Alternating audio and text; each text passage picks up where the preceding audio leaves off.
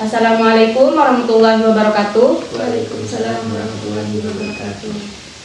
Perkenalkan, saya Yuliana Fitria, mahasiswa keperawatan Universitas Dr. Subandi. Pada kesempatan kali ini, saya akan memberikan penyuluhan kesehatan mengenai macam-macam alat kontrasepsi, kelebihan, kekurangan, efek samping, dan juga penyebabnya. Sebelumnya di sini saya membutuhkan waktu sekitar 15-20 menit. Apakah Bapak dan Ibu bersedia? Oke, terima kasih atas ketersediaannya ya Ibu. Jadi tujuan dari penyuluhan ini adalah agar Bapak dan Ibu itu lebih mengetahui dan memahami ya tentang berbagai jenis alat kontrasepsi, sehingga Bapak dan Ibu dapat memilih ya alat kontrasepsi yang tepat sesuai dengan kebutuhan Bapak dan Ibu. Sebelumnya, apakah Bapak dan Ibu sudah mengetahui tentang kontrasepsi? Belum. Oke, baik. Jadi kontrasepsi itu adalah cara, alat, atau obat yang digunakan untuk mencegah atau menunda kehamilan ya. Jadi di sini untuk penyebab atau alasan menggunakan alat kontrasepsi tersebut, yang pertama itu untuk menunda kehamilan. Selanjutnya yaitu untuk mengatur jarak kehamilan anak, membatasi jumlah anak, dan juga membantu meningkatkan kesejahteraan keluarga. Apakah Bapak dan Ibu bisa memahami yang saya jelaskan tadi? Iya, bisa. Oke, baik. Langsung saja yang ke penjelasannya. Jadi di sini untuk alat kontrasepsi kontrasepsi dibagi menjadi beberapa macam ya. Untuk yang pertama yaitu metode alami. Apa itu metode alami? Metode alami adalah meliputi metode kalender, menyusui eksklusif, dan senggama terputus. Kelebihannya itu tidak menggunakan obat dan alat, tidak memerlukan biaya. Dan untuk kekurangannya itu, tingkat kegagalan itu cukup tinggi ya Bapak dan Ibu, dan juga memerlukan kedisiplinan dan kerjasama pasangan. Dan untuk efek samping, jadi untuk kontrasepsi metode alami ini tidak memiliki efek samping. Selanjutnya yaitu kondom. Jadi kondom itu digunakan oleh laki-laki ya, digunakan oleh bapak, dan jangan dipakai oleh ibu. Dan juga dipakai sebelum berhubungan seksual. Untuk kelebihan dari kondom di sini yaitu mudah didapat, murah, dan juga dapat mencegah penyakit menular seksual atau IMS ya. Untuk kekurangan dari kondom di sini yaitu harus digunakan setiap berhubungan Ibu, dan juga bisa robek apabila digunakannya tidak benar.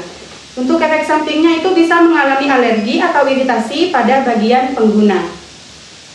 Selanjutnya metode kontrasepsi, alat kontrasepsi pil KB. Pil KB di sini bisa diminum setiap hari ya pada waktu yang sama. Untuk kelebihan dari pil KB sendiri yaitu lebih efektif untuk mencegah kehamilan dan juga menjadikan haid bisa lebih teratur. Untuk kekurangannya itu untuk kekurangan dari pil KB harus diminum setiap hari, tidak melindungi dari penyakit menular seksual. Jadi untuk efek sampingnya sendiri dari pil KB ini bisa mudah mual, sakit kepala, dan juga berat badan bertambah pada sebagian pengguna. Selanjutnya kontrasepsi suntik KB. Itu suntik KB ya Ibu, Bapak, terdiri dari suntik 1 bulan dan 3 bulan. Untuk kelebihannya itu lebih praktis dan juga tidak perlu mengingat minum obat setiap hari. Dan untuk kekurangannya tersendiri yaitu harus datang ke fasilitas kesehatan secara rutin dan juga kesuburan kembali lebih lambat dari yang sebelumnya. Dan tidak bisa dihentikan Ibu. Untuk efek samping, menstruasi tidak teratur, tidak menstruasi atau amenor, berat badan bertambah, dan juga sering sakit kepala. Alat kontrasepsi berikutnya yaitu implan atau susuk KB. Jadi implan ini adalah seperti batang kecil ya Ibu Bapak yang dipasang di bawah kulit lengan. Jadi untuk kelebihannya efektif selama 3-5 tahun, tidak perlu mengingat jadwal penggunaan. Untuk kekurangan dari implan atau susuk KB di sini yaitu memerlukan tindakan pemasangan dan pelepasan Ibu. Untuk efek sampingnya bisa merubah pola menstruasi dan juga bisa berat badan meningkat, dan bisa juga untuk Ibu atau Bapak bisa menimbulkan tumbuh jerawat. Untuk alat kontrasepsi selanjutnya yaitu IUD atau spiral. Di sini IUD itu bisa dipasang di dalam rahim ya Ibu, dan dapat digunakan dalam jangka panjang.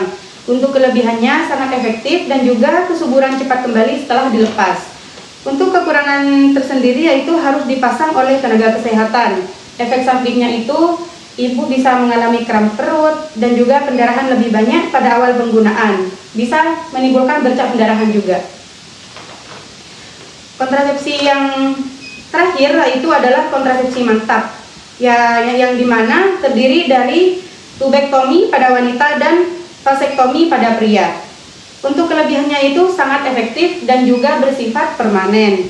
Untuk kekurangannya sulit mengembalikan kesuburan ibu. Jadi untuk kontrasepsi mantap ini sulit untuk mengembalikan kesuburan. Untuk efek sampingnya itu bisa nyeri setelah tindakan, beresiko infeksi atau pendarahan.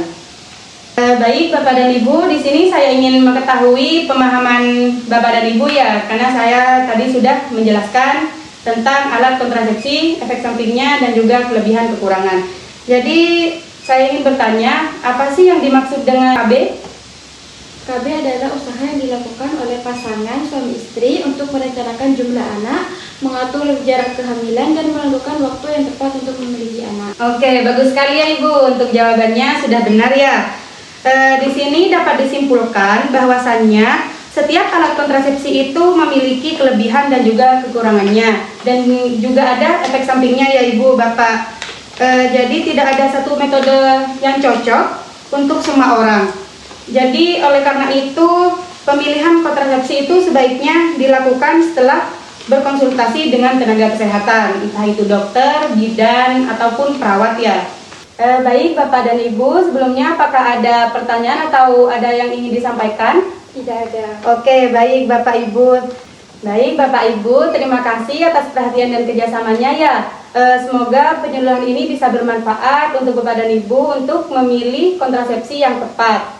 Assalamualaikum warahmatullahi wabarakatuh. Waalaikumsalam warahmatullahi wabarakatuh.